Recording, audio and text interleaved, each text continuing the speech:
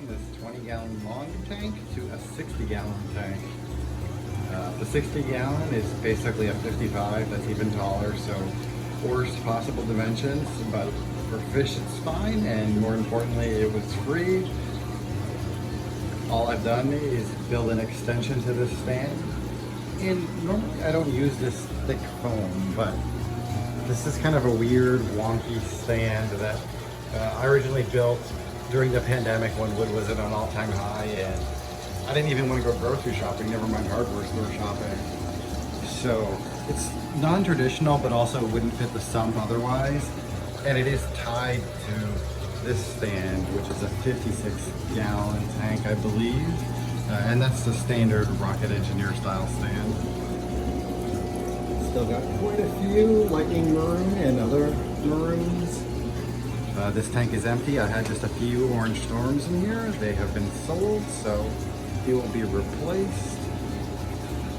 It's pretty dirty because I haven't cleaned it in the last week, knowing that I was about to swap it out. To do this both as easily and cheaply as possible, I'm simply going to cut this T here and here, unscrew the elbow, and the new tank is drilled about the same spot here. So the plumbing will just be replaced. I'm going to use all existing parts other than one T.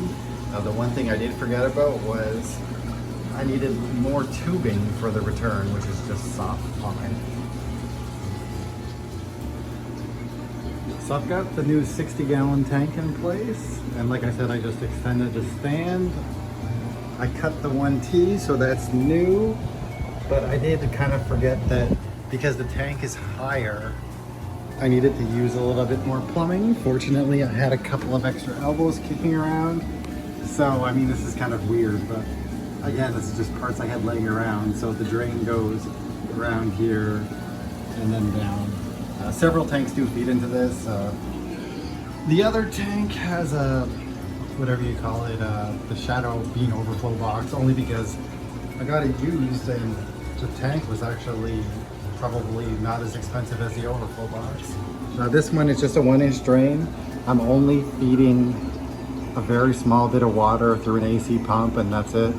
I just noticed that the union is the wrong way, but I don't think that really matters. It was like that on the old tank.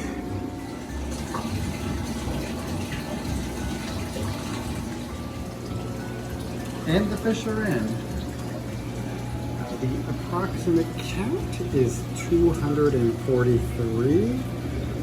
I have no idea how many of them are orange storm and how many of them are either just regular oscilleras, or there's some misbars too. Typically I don't get that many, but there seems to be more this time. Or they're like this guy here, where the bar doesn't go all the way down.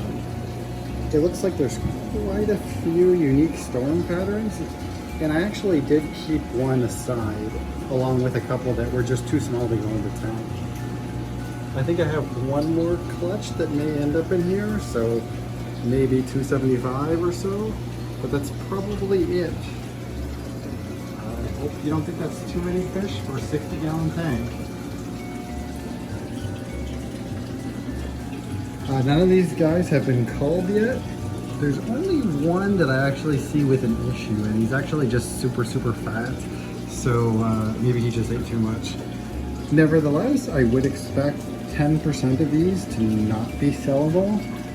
It could be anything from just a weird shaped head to missing gill plates to flared gills, although I think by now the flared gills will probably start to show.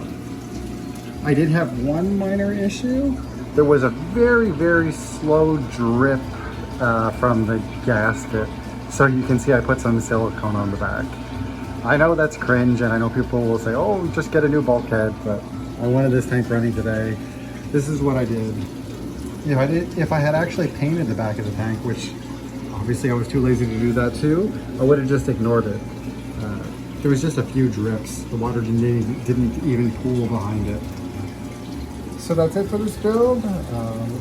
It cost me $10 in 2x4s, about $27 in tubing, and everything else I had laying around. I will do another video on my fish room once I clean it up. and you'll see these guys grow up. Thanks for watching. Happy reefing or happy breeding.